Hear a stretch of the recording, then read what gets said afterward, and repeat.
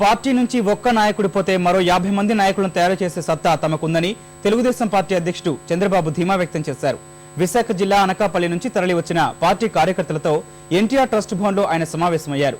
Party జెండా మోసే ప్రతి కార్యకర్తను ఆదుకునే బాధ్యత తనదేనని వారికి భరోసా ఇచ్చారు.